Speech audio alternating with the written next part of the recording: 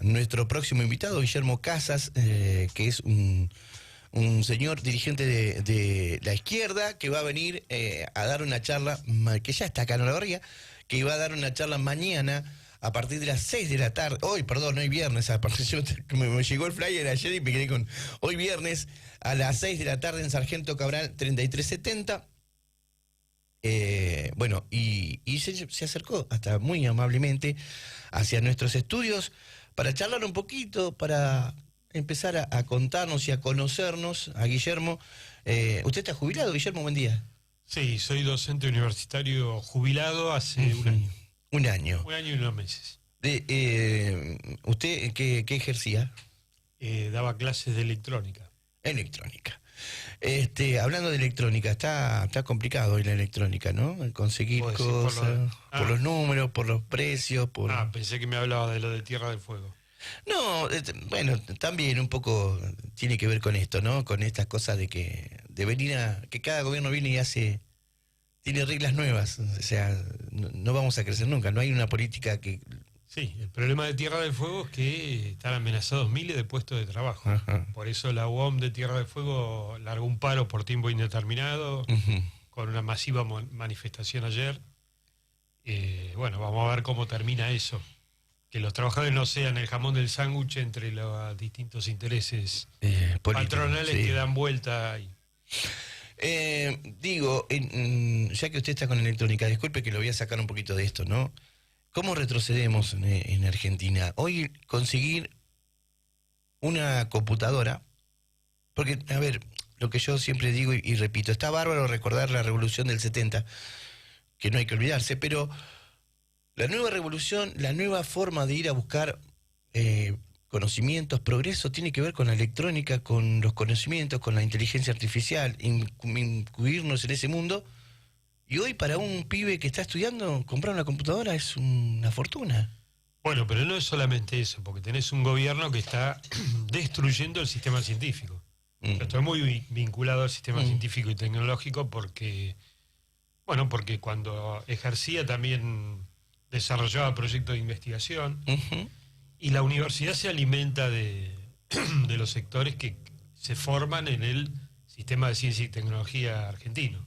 Se alimenta mucho de eso. No todos los docentes vienen de ahí, pero muchos docentes vienen de ahí. En algunas carreras son fundamentales los docentes que se forman de esa manera. Tal cual. Y se pierden cuando se pierden, porque empiezan a cobrar salarios que no llegan a fin de mes, y entonces empiezan las emigraciones, sí, o la búsqueda de una salida laboral en el sector privado, y todo eso no se recupera de un día para el otro. Vos no formás un jefe de trabajos prácticos de una cátedra en 2 meses. Son años. Y eso se pierde. Y se está perdiendo. Pero es así, ¿eh? Sí. Yo lo vivo todos los días porque, más allá de que me jubilé, sigo activo en el sindicato, entonces me reúno con compañeros y me trasladan los problemas que no son solamente de un derrumbe salarial sin precedentes, tanto para los trabajadores docentes como para los no docentes, los administrativos, etcétera, que bueno, yo no tengo memoria de una situación similar. ¿Sí? Pero además,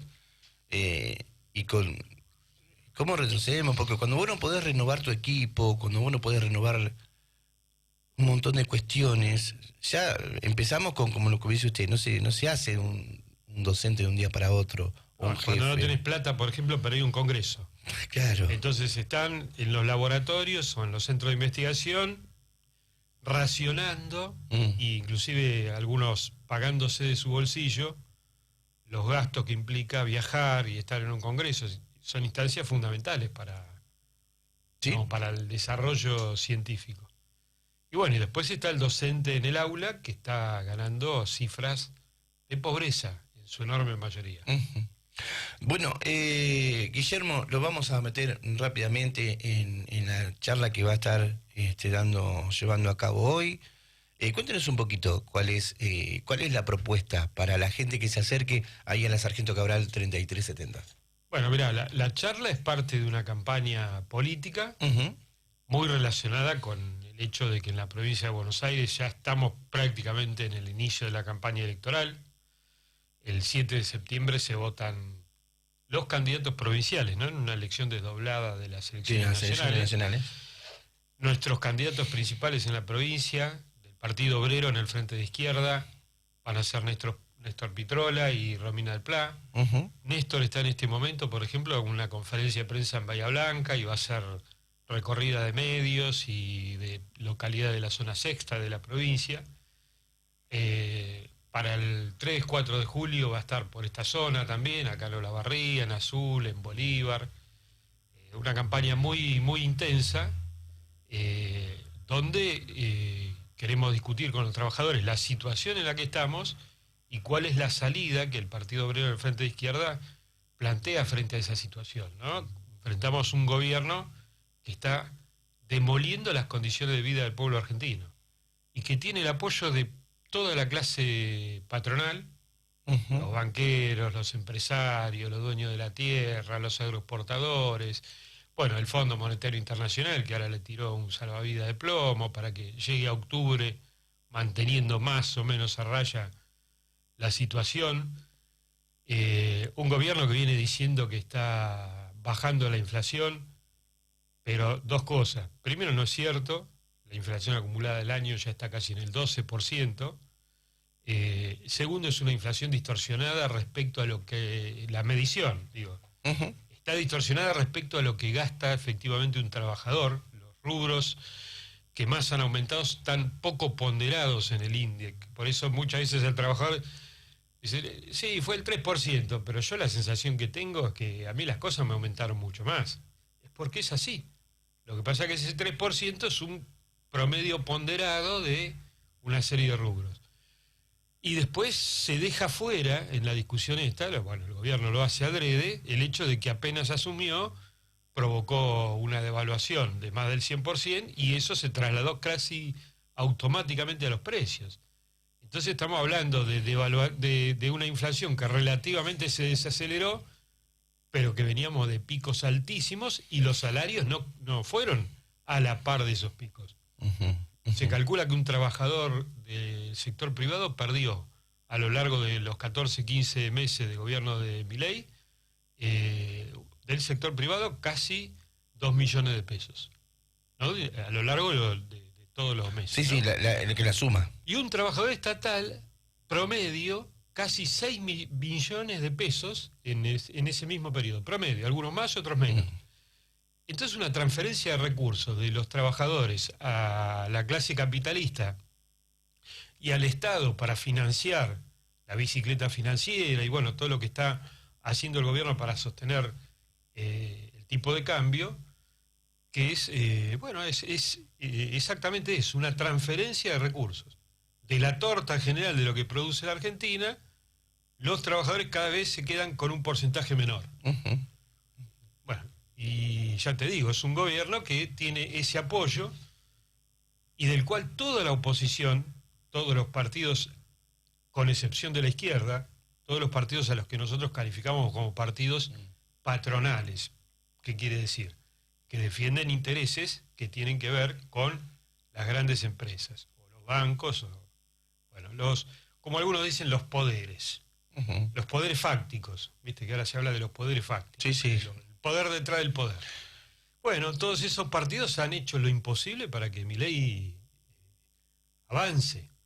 Le han dado los votos necesarios en el Congreso en cada instancia decisiva. Cada vez que hubo una movilización de masas, como las que hubo en relación a la universidad, a los pocos días se votaba algo en el Congreso que le daba a Milei oxígeno para seguir golpeando. ¿Usted cree que el cambio el cambio cultural tiene que ver en esto? Porque hay mucha gente que, más allá de que Milei les dijo desde el momento, mirá, esto no vamos a pasarla bien, hay como una nueva disposición cultural de decir, che, sí, sabemos que esto viene complicado, pero es la única manera, es el único camino. ¿Están de acuerdo en eso? No, por supuesto que no. No sé si vieron la serie, bueno, no sé si vos la viste, los oyentes tal vez algunos la habrán visto, la serie El Eternauta. Sí. Bueno, que tiene el enorme mérito de que plantea una consigna. La salida es colectiva. En relación a esa llamada batalla cultural, se trata de instalar la idea de que, bueno, más o menos sálvese quien pueda, ¿no? Que cada uno forzándose va a llegar a no sé dónde y que no importa lo que le pase al vecino. No creo que todo el pueblo argentino, los trabajadores estén en esa sintonía. Más bien yo considero que este pueblo tiene una reserva de lucha, de solidaridad, de amor al prójimo muy, muy fuerte, y que puede ser que algún sector haya sido ganado a esa idea. Eso no se puede descartar, porque también lo que pasa es que gobiernos que vinieron utilizando la muletilla de los derechos, pisotearon todos los derechos. La gente no es tonta. La gente dice, bueno, pero este que me hablaba de los derechos me terminó estafando, me terminó quitando mis derechos y el tipo vive como un rey, ¿no? La famosa casta que dice atacar Milei, de la cual mostró a lo largo de estos 16 meses que forma parte, y que colabora con ella y que esa casta es la que lo ha ayudado a llegar hasta donde ha llegado hasta ahora. Lo que pasa es que hay como un gran kiosco en el Estado. Es muy difícil combatir. No estoy apoyando a Milei, ni mucho menos. Estoy totalmente en desacuerdo con un montón de cuestiones. Lo hablo desde un lugar donde uno no milita, entonces habla con el vecino que vos decís. La política tiene, por un lado, intereses y tiene su kiosco armado y no quieren bajarse de ahí porque son muchos beneficios, maestro. Son muchos beneficios. Si yo gano, me puedo poner me puedo autodeterminar cuánto tengo que ganar, ¿sí? Cuánto merezco ganar por el trabajo que hago. Si a eso le agrego que yo sí tengo seguridad, yo sí tengo educación, yo sí tengo salud. ¿Se entiende? ¿Cómo hacemos? ¿Cómo cambiamos? ¿Cómo haría usted si llega a ese lugar y dice, no, esto no lo tocamos, si esto está bien así, a mí me va bien? La única manera, lo único que crecieron, porque yo pongo un negocio, toda la vida trabajé en una distribuidora, yo era preventista, antes de estar acá. Si yo para ganar, para qué me queden 10 millones de pesos acá en mi bolsillo, si yo soy empresario y tengo que poner una empresa, tengo que vender 150 millones de pesos. ¿Para qué? Volver a reponer la mercadería, pagarle a mis empleados, mantener mi flota de distribución, y acá me queden 10 millones de pesos limpios. Una persona va, se sienta en un congreso, levanta la mano, le pagan desarraigo y se queda con 10 millones de pesos. ¿Quién crece? ¿El empresario o el político? Bueno, pero estamos mezclando cosas, adrede se mezclan cosas, porque toda esa corrupción o esas cosas que no están bien y que no corresponden, siguen siendo así. Los senadores ganan 9 millones de pesos por mes.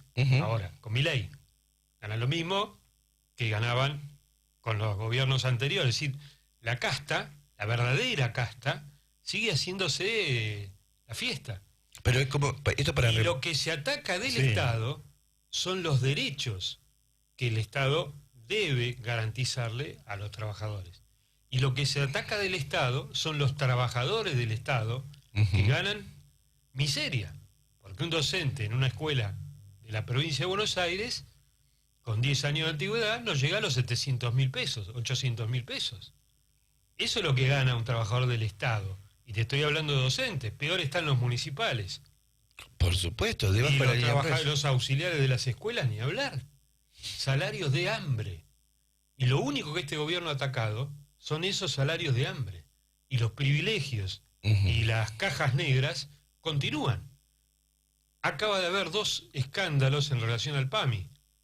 No sé si todos los oyentes están al tanto, pero saltó una licitación absolutamente amañada para venderle pañales al PAMI, que beneficia a una familia ultramillonaria de la Argentina, y saltó también que en distintos lugares del PAMI hay una obligación de funcionarios y empleados que fueron designados por este gobierno de tributar a las cajas de La Libertad Avanza. Son denuncias que están en los medios. Entonces, todo lo que tiene que ver con eso que a la gente la irritó, eso que hizo que en las elecciones provinciales, estaría bueno si pudiéramos hablar unos minutos de eso, porque sí. es un balance político muy importante. Lo que predominó, el factor central, que muchos analistas ocultan, otros minimizan, no le dan el lugar que le deberían dar, lo que más se destacó fue el abstencionismo electoral. Estoy hablando de las elecciones de Jujuy, Salta, Chaco, Sí. San Luis y antes Santa Fe, en la cual pasó lo mismo. Un abstencionismo que en el caso del Chaco fue récord, 48%, es decir, 1 de cada 2 chaqueños No fue. en condiciones de votar, ni se molestó en ir a votar. Bueno, en ese contexto Milei se asigna una enorme victoria que no es tal. Cuando uno empieza a mirar los números finos de cada provincia, retrocedió de manera fenomenal respecto de las elecciones presidenciales pasadas. Los que ganaron fueron los oficialismos provinciales en general, porque obviamente en una elección donde vos tenés esa deserción y ese abstencionismo, que es una forma de canalizar el descontento, termina ganando el que domina el aparato electoral, el aparato de la provincia. Bueno, un retroceso de la Libertad Avanza, un derrumbe del peronismo, una desaparición prácticamente del PRO, la izquierda defendiendo posiciones en una situación muy compleja, porque la izquierda crece más o menos en sintonía con el crecimiento de las luchas populares, porque ese es su ámbito. Y bueno, eso es lo que te está mostrando que toda esta cuestión, que tiene un fondo de... Sí, que tiene una verdad objetiva, ¿no? De lo que decías vos. No ha sido atacada, no ha sido resuelta. Pura palabra. Y después termina gobernando de la misma manera que gobernaron los otros, y a lo único que ataca es a los jubilados, a los cuales reprime todos los miércoles, a los que le ha quitado la moratoria, a los futuros jubilados, que mucha gente no se va a poder jubilar sin esa moratoria, porque no es una responsabilidad del trabajador. ¿Cuánta gente trabaja en negro? ¿Qué porcentaje de la población trabaja en negro? ¿Cómo se va a jubilar esa gente? ¿Cómo se van a jubilar todos estos pibes que ahora se rompen el alma, ¿no? Trabajando para empresas de plataforma y que probablemente no les hagan ni aportes? ¿Cómo van a hacer cómo van a llegar a la antigüedad necesaria? Bueno, para pero yo lo que quiero es que alguien me explique la complicidad del sindicalismo con cierto partido político. Bueno, nosotros... Entonces, si vos que decís que luchás por el trabajador y después te acomodás, o sea, Totalmente. a ver, dale, seamos buenos entre nosotros. Si hay gente que labura en negro, esa gente no tributa, no aporta. Entonces vos decís, la caja cada vez es más chica porque hay más gente para darle más plata y el sindicalismo de eso no se ocupa. Está bien, pero no hay que tirar al chico con el agua sucia, porque yo entiendo perfectamente lo que vos decís. ¿Dónde está la burocracia sindical? Es decir, los que dirigen los organismos de la clase obrera argentina, de los trabajadores argentinos. ¿Dónde están? Están colaborando con este gobierno. ¿Por qué hacen eso? Porque todos responden a los partidos que yo dije antes, partidos patronales que han colaborado y le han dado los votos necesarios a Milei cada vez que los necesitó. Y la burocracia sindical hace exactamente lo mismo. Ahora, no todos los dirigentes sindicales actúan de esa manera, porque hay dirigentes sindicales, hay sindicatos recuperados, por ahora lamentablemente pocos, que actúan de otra forma porque se apoyan en lo que se llama la democracia sindical, en asambleas, todo lo discuten en asambleas, salen a la lucha, defienden el interés de los trabajadores. Hoy son muy poquitos los sindicatos que hacen eso. Y la gran tarea de los trabajadores argentinos es recuperar sus sindicatos y las federaciones, las centrales, porque la CGT no es de Moyano, no es de Daer, la CGT es de los trabajadores. Y el poder que tienen los sindicatos en Argentina, no me refiero al poder de la casta sindical, como diría Milei, me refiero al poder de los sindicatos en tanto organización colectiva de la clase obrera, es enorme y es una cosa que está ahí por debajo de esta cascarazón, de esta cáscara burocrática, presionando para, en este momento, por ejemplo, la gran lucha que tienen que librar los trabajadores argentinos, que tiene que ver con el salario. porque este gobierno que se dice defensor de la libertad a ultranza no quiere homologar los convenios colectivos que pasen cierta pauta para que los salarios vayan siempre por atrás de la inflación. Entonces, está bien, bajó la inflación, pero el salario baja más. Y lo que importa es la relación entre esas dos cosas. Tal cual. Entonces, ¿qué te quiero decir con esto? La semana pasada hubo un paro de la UTA, que fue un paro fenomenal. No lo sacó Fernández, que es el dirigente burocrático de la UTA. Fue a pesar de Fernández se hizo el paro. Fernández venía convocando paros, que todo el mundo decía hasta el día anterior, no lo va a hacer. Siempre a las 12 de la noche del día previo lo levanta. Esta vez no lo pudo levantar porque la efervescencia que hay en el sindicato, en las bases de la UTA, que están ganando menos de $1.000.000 por mes, y que es una miseria, y están reclamando, creo que 2,5 millones para el... Tal cual. Bueno, vos te das cuenta que es un reclamo muy fuerte, pero sale de abajo, no sale de la burocracia de Fernández, sale de los choferes, de los delegados de base, que además de hacer el paro, que tuvo un acatamiento fenomenal, hicieron manifestaciones en distintos lugares del país. ¿Cómo ve la izquierda en este momento? Porque la izquierda promueve a los trabajadores, que los derechos de los trabajadores, pero lo hemos hablado con Agustín en algún caso. El trabajador no elige el partido que defiende los intereses. Muchas veces la izquierda está con índices de acatación o de aceptación bajo, la gente como que no... ¿Qué le falta a la izquierda para que realmente se entienda que son la alternativa a estos gobiernos de empresarios? Mirá, hay factores objetivos, que por más buena que sea la política o mala que lleva adelante la izquierda, no van a variar mucho esos niveles de votación, ¿no?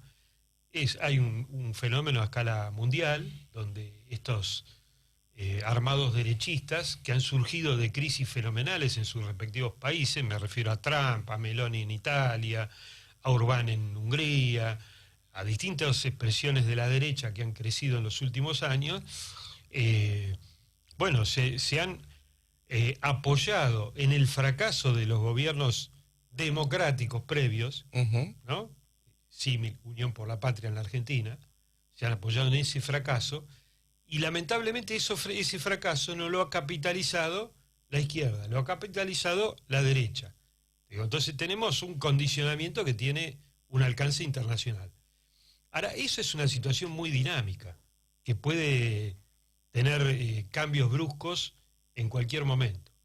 La izquierda en la Argentina, inclusive en esta situación extremadamente desfavorable, ha defendido posiciones. En las elecciones esas que yo te mencionaba antes, 9% en Jujuy. Está bien, habíamos sacado más en Jujuy, pero 9% no está mal, 12% en la capital.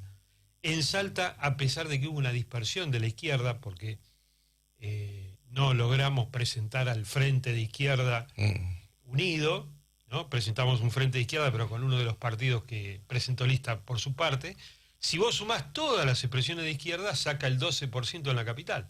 Está bien, todavía no es un porcentaje mayoritario, pero es un piso en una situación desfavorable, porque la deserción no favorece a los partidos que plantean el voto por un programa, por una salida, ¿me entendés? La deserción en general, esa disconformidad expresada en me quedo tomando mate en mi casa, no voy a votar, tiene un contenido positivo en el sentido que es una ruptura con todos los que vienen estafando al ciudadano, pero le falta el contenido positivo de decir, bueno, voy a ir para apoyar a los que están planteando y a los que luchan por esta perspectiva. Guillermo, recién usted hablaba, y creo que esto la política se tiene que sentar a hacer un debate interno. Usted recién hablaba de que la Libertad Avanza perdió terreno, pero la izquierda también, el Unión por la Patria también. Creo que la gente está más... creo que por ahí la cuestión pasa más por, ¿cómo sobrevivo o cómo llego a lo que la política está proponiendo? Porque hasta acá la Libertad Avanza pierde terreno, pero la izquierda también. Usted estaba recién dando números que si, bueno, en algún lugar fuimos para atrás. ¿no cree que la política tiene que empezar a dar respuesta? Porque para acá, hasta acá... Mirá, te insisto, nosotros siempre tenemos debates, el Partido Obrero en particular hace congresos regulares donde se discute la situación, cómo intervenir, cómo llegar mejor a los trabajadores. Lo que nosotros le decimos al conjunto de los trabajadores es que para enfrentar esta situación, lo primero que hay que hacer es organizarse y luchar. Involucrarse. Y colectivamente enfrentar la situación. Exacto. Y recuperar los sindicatos para que sean herramientas al servicio de los trabajadores. Por ejemplo, en este momento está el problema de liberar a las paritarias del cepo. Acá el gobierno se llena la boca hablando de que eliminó el cepo, lo cual no es verdad. No es que el cepo ha sido eliminado por completo, pero dice, eliminamos el cepo. Sí, ¿y el cepo a las paritarias? ¿Por qué sigue el cepo a las paritarias? ¿Por qué no se homologan los convenios que a Caputo no le gustan? Entonces hay que salir a luchar para quebrar eso.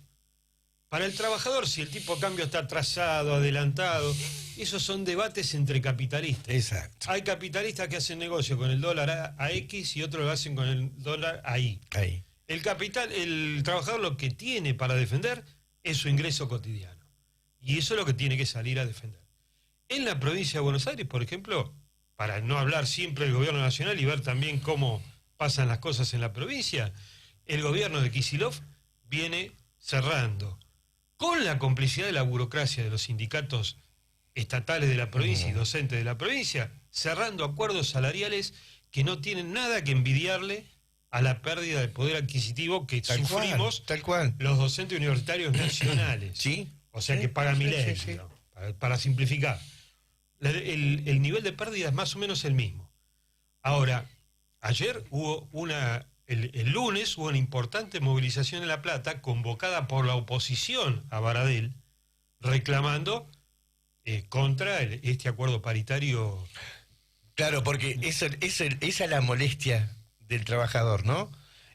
Cuando está el gobierno que vos te gusta, arreglás por cualquier número.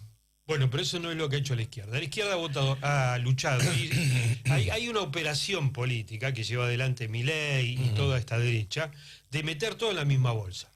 Ustedes con Kirchner no hacían... No, mentira. La izquierda ha luchado denodadamente bajo los gobiernos kirchneristas, reclamando las mismas cosas que reclamamos ahora. Salario. Es que lo que necesitamos todos. Jubilación. Claro. Hemos sido sistemáticos en ganar la calle cuando gobernaban Alberto y Cristina.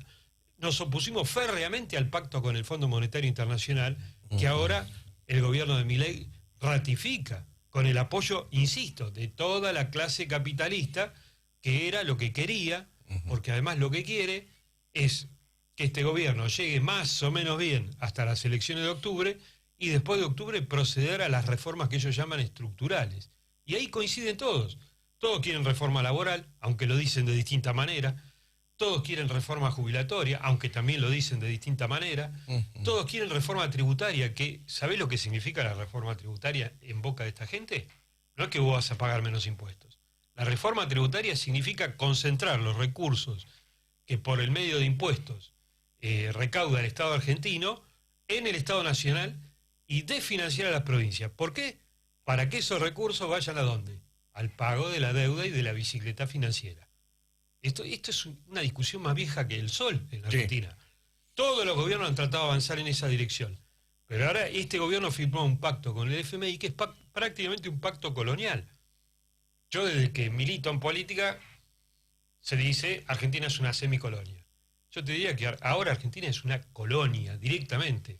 ¿De quién? Del imperialismo norteamericano, que nos va a instalar una base en Tierra del Fuego, que tiene un gobierno argentino alineado de manera incondicional. Demasiado evidente, demasiado... Totalmente, pero además en el marco... Falta que le bese el anillo nada más. En el marco de una tendencia a la guerra, de una guerra comercial ya desatada por Estados Unidos, contra China, contra la Unión Europea, contra el resto de los países. Con los aranceles. Incluida la Argentina. Sí. Eso es lo más loco. Pero además es una tendencia a la guerra militar. Ya creo que el domingo pasado salió un análisis en uno de los diarios argentinos de un especialista en el tema que dice que hay 120 conflictos armados a lo largo del mundo en este momento. Los más conocidos, Ucrania, bueno, la salvaje masacre. Sí, la franja de Gaza. La franja de Gaza, bueno, pero 120.